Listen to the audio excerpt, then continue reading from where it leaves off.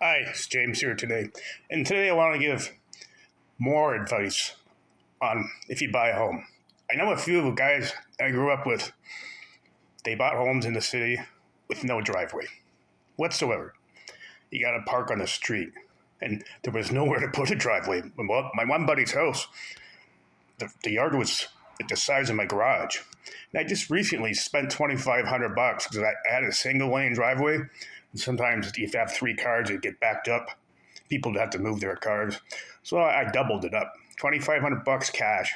But if you're buying a house, unless it's in somewhere where you can park on the street and like fuck, I couldn't imagine being my buddy having a snowplow go by and dump a foot and a half of snow around your car. Then you got to get it from work with a shovel, not just a little brush to clean your windows, a shovel. I'm like, why'd you do that for, man? And don't buy a house that's too tall. When I was younger, my house, I have a 9-foot, 10-foot ladder that, it goes right up.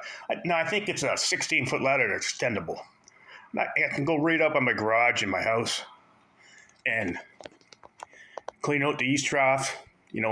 I can actually still get on the roof by myself. But if you got a really tall house, you got to hire a company unless you're a whack job and want to go that high. Well, I wouldn't. Simple as that. And don't buy one with a rental water heater. Fuck. I paid the last 10 years, I think it was $50 every 2 months to rent it. And they say, oh, we'll come fix it if it breaks. For the last 10 years, I did the math. So I went to Home Depot and I just bought one for $1,200. Brand new model. Had my buddy put it in. He charged me $200. Quick job. Just getting it down the stairs in the basement. And I highly recommend having a basement, but you got to make sure it's never been in a flooded area, like flood-prone areas. Because, my one buddy has a house with no basement, and he's got this trap chute in his crawl space. It's like 3-foot crawl space, and that's where his furnace is. And he's older. Every year he's got to change the furnace filters. He's got to crawl underneath his house.